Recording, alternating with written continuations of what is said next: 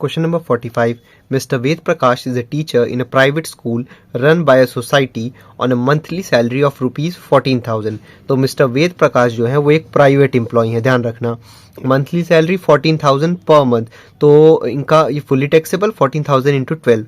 Beside salary ही also gets 100% of salary as dearness allowance. पहली बात तो ये कि डियरनेस अलावेंस फुली टैक्सेबल होता है और कितना अमाउंट है, तो बोल रहा है 100% ऑफ सैलरी. अगर सीधे शब्दों में बताऊं तो जितना सैलरी है उतना ही डीए भी मिल रहा है. कहने का मतलब सैलरी 14,000 पर मंथ तो डीए भी 14,000 पर मंथ मिल रहा है. 14,000 इंटू 12 कर देना, ठीक है. 800 पर मंथ इंटरटेनमेंट अलावेंस. क्योंकि ये प्राइवेट एम्प्लॉय हैं तो इंटरटेनमेंट अलावेंस में कोई भी रिडक्शन नहीं मिलेगा और ये फुल्ली टैक्सेबल हो जाएगा. And 400 per month as proctor allowance, fully taxable, 400 into 12. During the year, he gets rupees 250 per month as additional DA. भाई additional DA भी fully taxable होगा, 250 into 12 कर देना, ठीक. He contributes 10% of his salary to the provident fund. कुछ नहीं लिखा है तो मानो कि ये आरपीएफ है, यानी कि रिकॉग्नाइज्ड प्रोविडेंट फंड है, ठीक. जो एम्प्लॉय का खुद का कंट्रीब्यूशन होता है आरपीएफ में वो हम नहीं लेते हैं क्योंकि वो सैलरी में ऑलरेडी जुड़ा रहता है, ठीक. आगे बोला है the school contributes an equal amount. School कितना कंट्रीब्यूट कर रहा है, इक्वल, यानी कि स्कूल भी 10% कंट्रीब्यूट कर रहा है. स्कूल कौन है, एम्प्लॉयर. तो हमने अपने फॉर्मेट में ही पढ़ा था कि एम्प्लॉयर कंट्रीब्यूशन टू आरपीएफ लेते हैं मगर कितना, इन एक्सेस ऑफ 12% ऑफ सैलरी. कहने का मतलब 12% ऑफ सैलरी तक एग्जेम्प्ट रहता है. यहाँ कितना कंट्रीब्यूट किया है, 10% ऑफ सैलरी, जो कि 12% से कम है, इसीलिए एग्जेम्प्ट हो जाएगा, ठीक है. Interest credited to his recognised provident fund at the rate 12% amounted to rupees 10,000. ऐसे ही इंटरेस्ट का हमने पढ़ा था कि इंटरेस्ट इन एक्सेस ऑफ 9.5% लेते हैं. कहने का मतलब 9.5% तक एग्जेम्प्ट रहता है, ठीक. यहाँ कितना कंट्रीब्यूट है, यहाँ कितना इंटरेस्ट क्रेडिट हुआ है, 12%. तो 12 माइनस 9.5 कर दो, ये आ गया 2.5. तो 2.5% जो है वो टैक्सेबल हो जाएगा, ठीक है. वो मैं निकाल के आपको दिखाऊंगा सॉल्यूशन में. ये पढ़ो, इंपॉर्टेंट पॉइंट है. 3 children of Mr. Ved Prakash are studying in an institution run by the society which runs the school for which he paid nothing. Normally, expenses in an institution of that standard comes to rupees 1,500 per month for one student. तो अब ध्यान से देखो, पहली चीज यहाँ mister Ved प्रकाश के जो बच्चे हैं ना वो उस स्कूल में पढ़ रहे हैं जो कि उनका एम्प्लॉयर ओन करता है, ठीक है. यानी कि उनकी जिस सोसाइटी में वो काम कर रहे हैं वो सोसाइटी ही ओन करती है उस स्कूल को, ठीक. तो कई बच्चे इसको एजुकेशन अलावेंस समझ लेते हैं जबकि ऐसा नहीं है. एजुकेशन अलावेंस सीधे सीधे क्वेश्चन में बोला होगा, और अगर एजुकेशन अलावेंस मिला है तो उसमें हमने पढ़ा था 100 रुपए per month per child, maximum of 2 children के लिए एग्जेम्प्ट रहता है, ठीक. लेकिन यहाँ ये वाली कंडीशन नहीं है, इसको छोड़ दो. यहाँ स्कूल ओन्ड बाय एम्प्लॉयर वाली कंडीशन है जो कि हमने इंट्रोडक्शन के लास्ट सेकंड वाली वीडियो में पढ़ा था. तो इसमें हमने पढ़ा था कि if school is owned by employer तो कॉस्ट ऑफ एजुकेशन में से हम लेस करते हैं 1,000 रुपए per month per children. No restriction of number of children, मतलब जो भी एक्सपेंसेस हो रहा होगा वो, ठीक. लेकिन यहाँ कितना एक्सपेंस हुआ है, 1,500 पर मंथ. तो ध्यान रखना जब भी 1,000 रुपए पर मंथ तक कॉस्ट ऑफ एजुकेशन बता रहा है तो फिर पूरा एग्जेम्प्ट कर देना. लेकिन अगर 1,000 रुपए से ज्यादा का खर्चा होगा तो फिर पूरा टैक्सेबल कर देना. समझ में आया बात को, भाई 1,000 रुपए से कम या 1,000 रुपए होगा तो यहाँ पे लेस कर देना, ठीक है. जितने भी चिल्ड्रन होंगे पर चिल्ड्रन के हिसाब से 1,000 रुपए. लेकिन अगर 1,000 रुपए से ज्यादा है तो ये नहीं कि जितना ज्यादा है वो ना, भाई पूरा का पूरा. जैसे यहाँ क्वेश्चन में बोला गया है कितना, 1,500 पर मंथ एक बच्चे का खर्चा आता है वहां पे कॉस्ट ऑफ एजुकेशन का. तो भाई 1,000 रुपए से ज्यादा है ना, इसीलिए पूरा टैक्सेबल हो जाएगा. तो 1,500 इंटू 12 कर दो, इससे एक बच्चे का कॉस्ट ऑफ एजुकेशन आ गया साल का, इंटू 3 कर देना. समझ में आया, ये आ जाएगा टैक्सेबल अमाउंट, ठीक. तो यहाँ भाई मिस्टर वेद प्रकाश कुछ नहीं पे कर रहे हैं क्योंकि उनके ही एम्प्लॉयर का स्कूल है ये, तो मिस्टर वेद प्रकाश के लिए ये परक्विजिट है। लेकिन अगर कोई भी दूसरा बच्चा वहां पे पढ़ता, जहाँ वहां का खर्चा जो है स्टैंडर्ड वो है 1500 रुपए पर मंथ एक बच्चे के लिए, ठीक है। तो इसी वजह से क्योंकि वो 1000 रुपए से ज्यादा था तो पूरा अमाउंट टैक्सेबल हो जाएगा, और इनके 3 बच्चे पढ़ रहे थे तो 1500 इंटू 12 इंटू 3 हो जाएगा, ठीक। Mr. Ved Prakash is provided with a rent-free accommodation in a city population 13 lakh which is owned by the school. Its fair rental value is 2500 per month. अब देखो भाई, रेंट फ्री हाउस में हमको fair rental value से कोई मतलब नहीं रहता, इग्नोर कर दो। दूसरी चीज, प्राइवेट एम्प्लॉय में 2 कंडीशन होती है, house taken on rent by employer और एक हाउस ओन्ड बाय एम्प्लॉयर। तो यहाँ पे देखो हाउस ओन्ड बाय एम्प्लॉयर वाला है, ठीक है। दूसरी चीज, इस साल रेंट फ्री हाउस में मेजर चेंज आ रखा है जो कि मैंने रेंट फ्री हाउस के वीडियो में डिस्कस किया है, आप जाके देख लो। सबसे पहले क्या करना, आप ये वाली सैलरी निकालना, उसके बाद यहाँ पॉपुलेशन कितना बोला है 13 लाख उस सिटी का, तो पुराने वाले रेट में ढूंढो 13 लाख किस में आएगा, इस वाले में आएगा 10 से 25 लाख के बीच में, तो सैलरी का 10% लेना इस वाले सैलरी का जो यहाँ से आया रहेगा। उसके बाद ये केवल 31 अगस्त तक लोगे, 1 सितंबर से ये वाले रेट चलते हैं, तो 13 लाख इस वाले में आएगा, पॉपुलेशन बिलो 15 लाख से नीचे वाले में, तो सैलरी का 5% लेना, दोनों को ऐड करना, यहाँ बाहर लिखना, ठीक। फिर उसके बाद यहाँ फर्नीचर मिला नहीं है तो इसको छोड़ दो। उसके बाद कोई भी अमाउंट एम्प्लॉय ने पे किया नहीं है तो कुछ भी लेस होगा नहीं, यही अमाउंट हो जाएगा टैक्सेबल। मैं आपको कैलकुलेट करके दिखाऊंगा, आप टेंशन मत लेना कि क्या कैसे करना है, ठीक है। A gardener for the upkeep of the garden on the back side of the house is also provided. The salary of a gardener amounting to rupees 200 per month is also paid by the school. Gardener किसके काम के लिए है, mister Ved प्रकाश के लिए, और पैसा पे कौन कर रहा है, मिस्टर वेद प्रकाश के एम्प्लॉयर, ठीक है। तो इसी वजह से मिस्टर वेद प्रकाश के लिए हो गया परक्विजिट और ये हो जाएगा taxable 200 into 12। During the year, Mr. Ved Prakash proceeded on 2 months leave with full pay to his home at Jaipur. The school paid rupees 10,000 being the airfare to and from Jaipur for him and his wife for this purpose. तो हमने ये पढ़ा था leave travel concession अगर मिलेगा तो ये exempt होता है, तो सीधे लिखना लीव ट्रेवल कंसेशन और एग्जेम्प्ट कर देना, ठीक है। हमको taxable income from salary calculate करना है मिस्टर वेद प्रकाश का, असेसमेंट ईयर 2024-25 का। सॉल्यूशन देखते हैं 45 का, computation of taxable income from salary for the assessment year 2024-25, ठीक है। फॉर्मेट बना लिया हमने, अब हम स्टार्ट कर रहे हैं। सबसे पहले हम लिखते हैं जो भी बेसिक सैलरी है वो, तो पर मंथ कितनी है 14,000 पर मंथ। 14,000 को मल्टीप्लाई कर दो 12 से,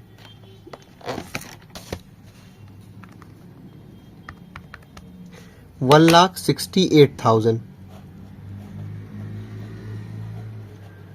बेसिक सैलरी के बाद हो जाएगा ये, क्वेश्चन में दे रखा है डीए। डीए कितना बोला गया है, डीए बोला गया है 100% ऑफ सैलरी। तो भाई 100% का मतलब समझ रहे हो ना, जितनी सैलरी उतना ही डीए, यानी कि 1,68,000 ही डीए हो जाएगा। समझ में आएगा इतनी बात,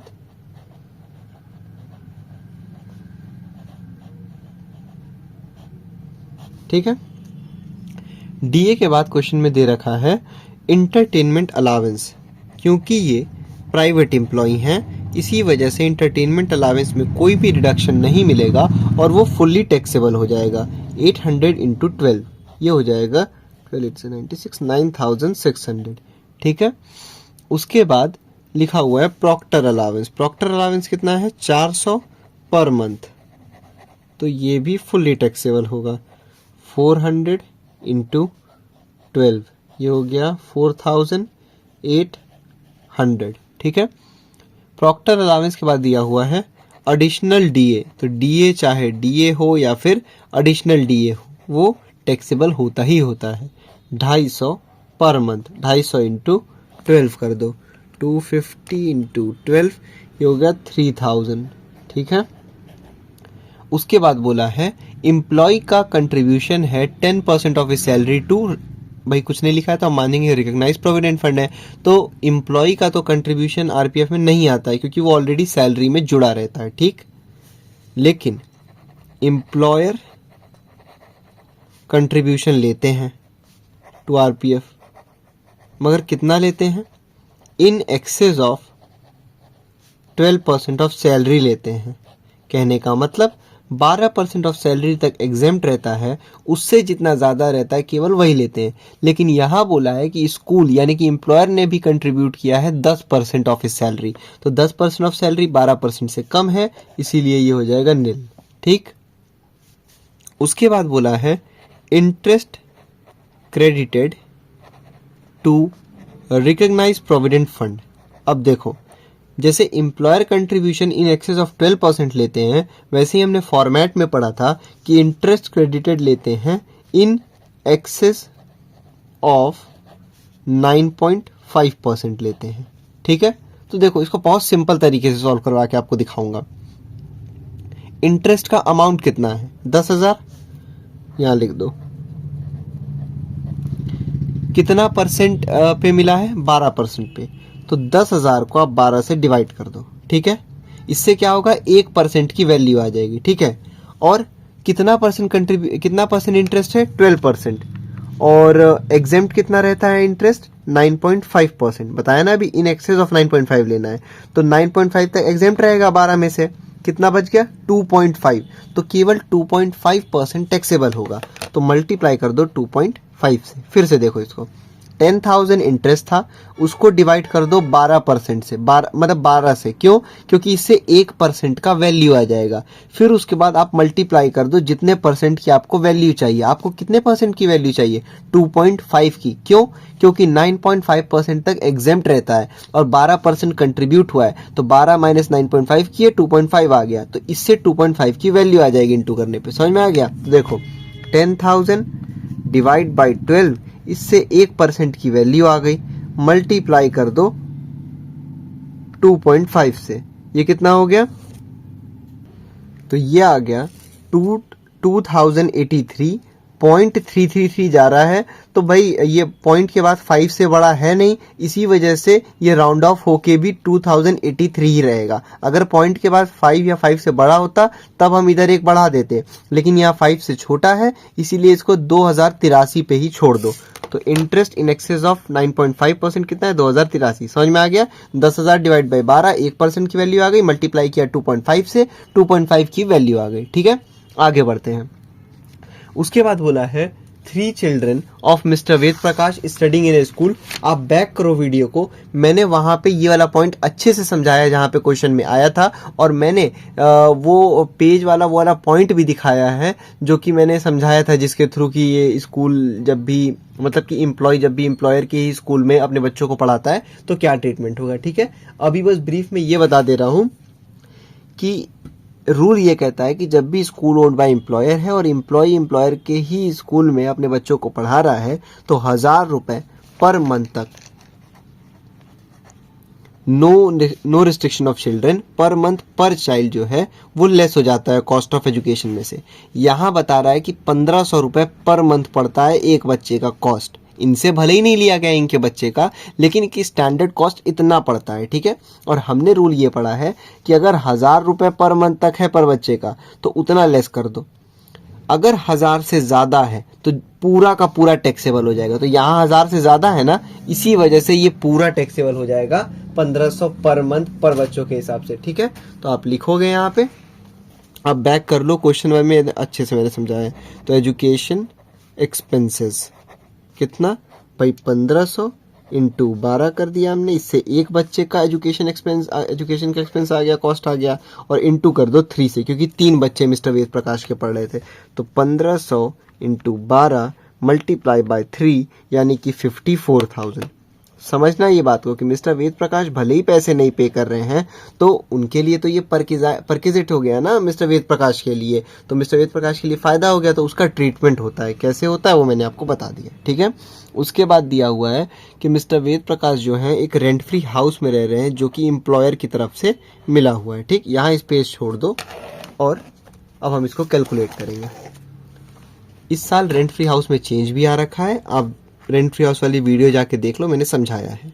क्योंकि ये प्राइवेट एम्प्लॉय की बात है, तो रेंट फ्री हाउस में सबसे पहला काम करना सैलरी निकालना रेंट फ्री हाउस वाला, जिसका फॉर्मूला होता है basic salary plus DA on retirement plus dearness pay plus bonus plus commission plus all taxable allowances given in the question। Basic salary है 1,68,000 1,68,000। DA रिटायरमेंट नहीं है, क्वेश्चन में DA और additional DA भी दे रखा है, लेकिन वो रिटायरमेंट में नहीं बोला है ना, तो नहीं लेंगे। DP नहीं है, बोनस नहीं है, कमीशन नहीं है। अब ध्यान देना, ऑल टैक्सेबल अलावेंस के नाम पे क्या क्या है। सबसे पहले था इंटरटेनमेंट अलावेंस, तो ये तो प्राइवेट एम्प्लॉय है तो फुल्ली टैक्सेबल होगा, तो 9,600 इंटरटेनमेंट अलावेंस। इंटरटेनमेंट अलावेंस के बाद फॉर्मेट में चेक करो क्या है, प्रॉक्टर अलावेंस है। कितना है प्रॉक्टर अलावेंस, 4,800। प्रॉक्टर अलावेंस के बाद दे रखा है, प्रॉक्टर अलावेंस के बाद फॉर्मेट में तो नहीं, एक बार क्वेश्चन में चेक कर लो। तो भाई इंटरटेनमेंट अलावेंस हो गया, प्रॉक्टर अलावेंस हो गया, ठीक है। उसके बाद क्या और कोई भी अलावेंस दे रखा है? नहीं दिया हुआ है, रेंट फ्री हाउस है, गार्डनर है, ये सब अलावेंस नहीं होता है। और कुछ भी नहीं, नहीं और कुछ भी नहीं है, ठीक है। इन सबको ऐड कर लो, बस इतने को ही। तो 1,68,000 प्लस 9,600 प्लस 4,800, ये हो गया 1,82,400। 1,82,400 ये हो गया salary for rent free house, ठीक है।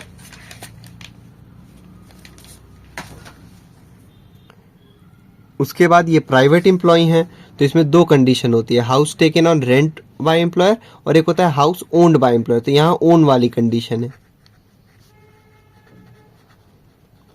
ओन वाले कंडीशन में हम पॉपुलेशन के बेसिस पे सॉल्व करते हैं। तो एक चीज लिख रहा हूँ, आपको लिखने की जरूरत नहीं है। अभी आपका असेसमेंट ईयर चल रहा है 2024-25, यानी कि आपका प्रीवियस ईयर हो गया 1 अप्रैल 2023 से लेकर 31 मार्च 2024 तक, ठीक। जो रूल चेंज हुआ है रेंट फ्री हाउस में वो हुआ है 1 सितंबर 2023 से। तो कहने का मतलब 1 अप्रैल 2023 से लेकर 1 सितंबर 2023 तक, यानी कि 1 अप्रैल 2023 से लेकर 31 अगस्त 2023 तक पुराने रेट से सॉल्व होगा और 1 सितंबर से नए रेट से सॉल्व होगा, ठीक है। तो चलिए करते हैं हम लोग इसको। पॉपुलेशन कितना बोला है भाई, देखो पॉपुलेशन बोला है 13 लाख। भाई जिस सिटी में घर सिचुएटेड है उस सिटी का पॉपुलेशन है 13 लाख, ठीक।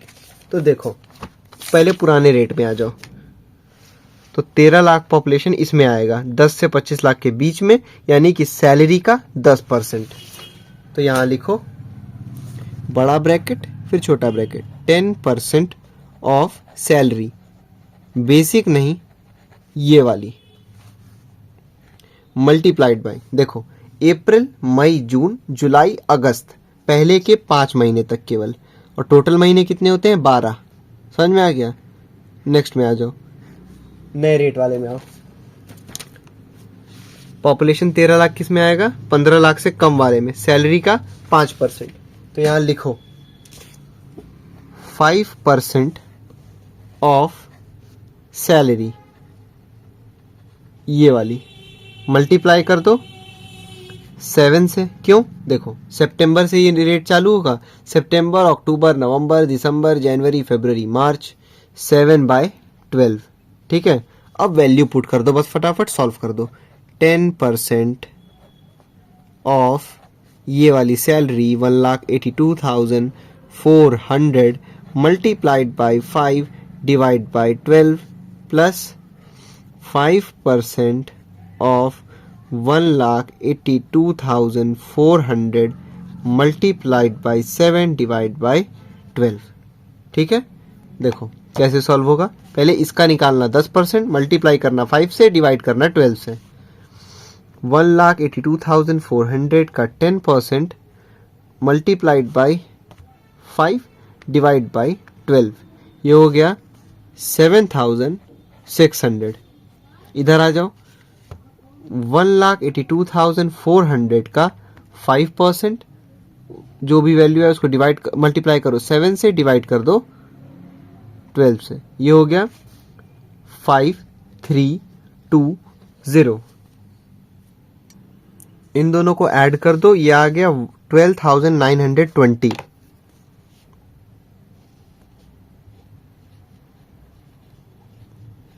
अगर फर्नीचर मिलता तो यहाँ कुछ ऐड करते।